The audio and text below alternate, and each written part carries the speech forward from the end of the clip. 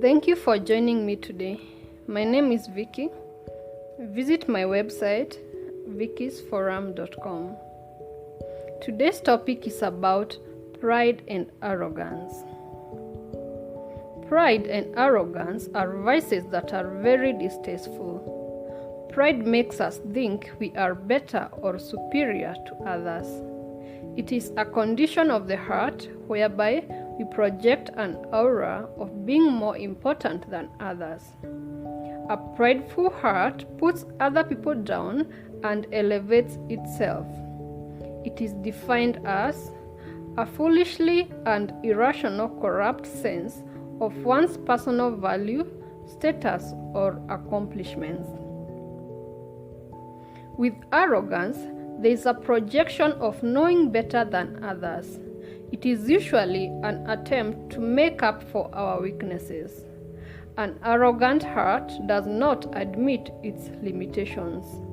It wants to be seen in good light. It puts others down in an effort to hide its limitations and weaknesses. An arrogant heart says, "Look, you don't know how much, you don't know much about anything. This is how it is. This is how it is done." It asks, "Oh, you don't know that, and the other. You should know." It is defined as when a person believes he or she is better than others and knows more than everyone else, or when a person believes they are capable of something they are not. Both are conditions of the heart that place great emphasis on self. We most often discover that when many people find breakthrough in life, they change. Their way of talking changes, their dressing changes, their way of walking changes, the people they associate with changes. They may start regarding others as lower than. They project an aura of self-importance. Yes, we should celebrate our accomplishments. Yes, we should adjust according to our roles. Yes, there are many things that need changing. Yet, we should never project ourselves as superior or more important than others. We are different equals. No human being is superior to another. One person's life is not more valuable than the other. We are each unique with different gifts. We should never use or misuse our positions to mistreat others. Our differences is the beauty of it all. Our differences should unite us, not create a valley. The Bible warns against pride. We are told the devil is a fallen angel, the root being pride. Pride is among the most destructive things. It eats a person from inside out. It corrupts the soul. Pride leads to destruction.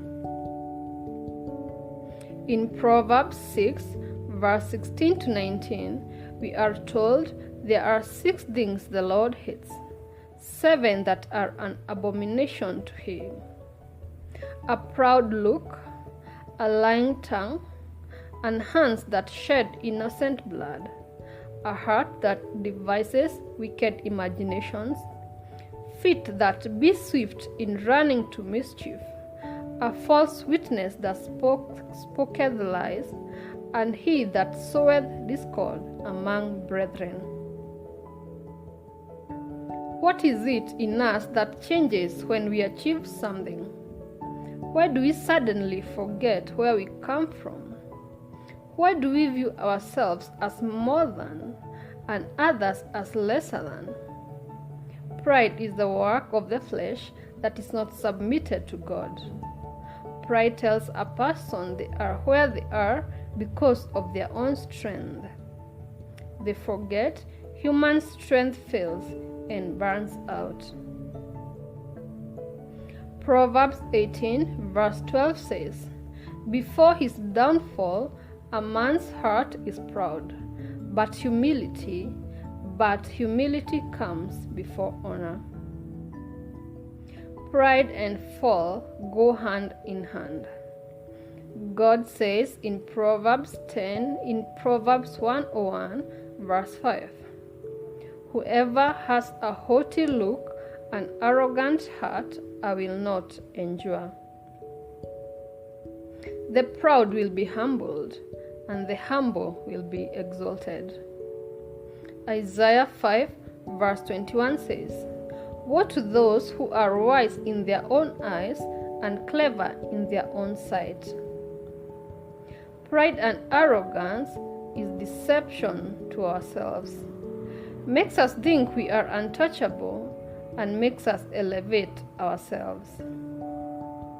Obadiah 1 verse 3 says, "The pride of your heart has deceived you, you who live in the clefts of the rocks and make your home on the heights, you who say to yourselves, 'Who can bring me down to the ground?'" We put ourselves in the path of the enemy when we become proud. When we are proud, we become blind. We cannot see the condition of our hearts. We cannot accept correction. The proud live in deception.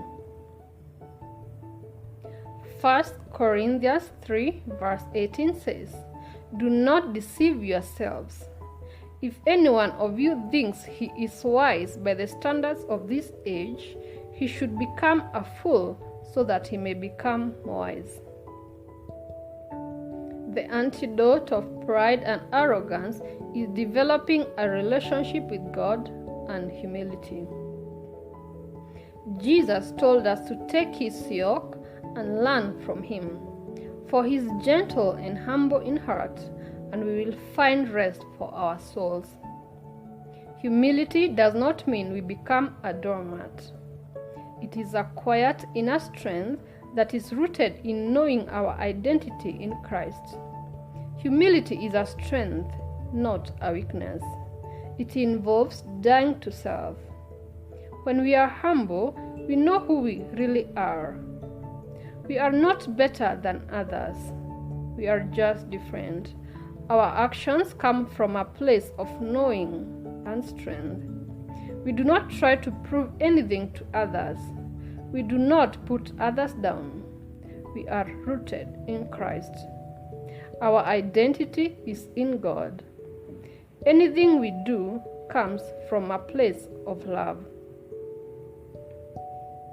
Romans 12 verse 16 says, "We are to live in harmony with one another. Do not be proud, but be willing to associate with people of low position. Do not be conceited." A humble heart is beautiful. It radiates love and confidence. Not a confidence in itself, but a confidence that comes from God.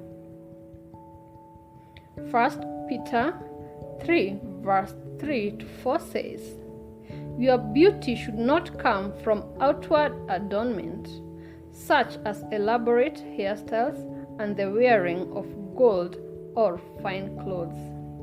Rather, it should be that of your inner beauty, that of your inner self, the unfading beauty of a gentle spirit, which is of great worth in God's sight." Outer beauty is good, but it is also fleeting. What lasts is the inner beauty. God quietens our spirit. He gives us a supernatural calmness in the midst of outer turmoil. Proverbs 22 verse 44 says, "Humility is the fear of the Lord. Its wages are riches and honor and life." Humility does not mean we put ourselves in the path for others to walk all over us. We have a voice. We know who we are. We know our purpose. We have reverence for God. God gives us wisdom. He leads us in what is right. He teaches us His way. With wisdom, we are able to guard our hearts. We realize many people are not good-willed, yet we are able to respond to situations with love. We are able to know the steps to take. We do not put ourselves in the line of abuse. Micah 6 verse 8 says, "He has told you, O man, what is good. And what does the Lord require of you but to do justice, to love kindness, and to walk humbly with your God?" We humble ourselves before God, and He exalts us in proper time. Be blessed.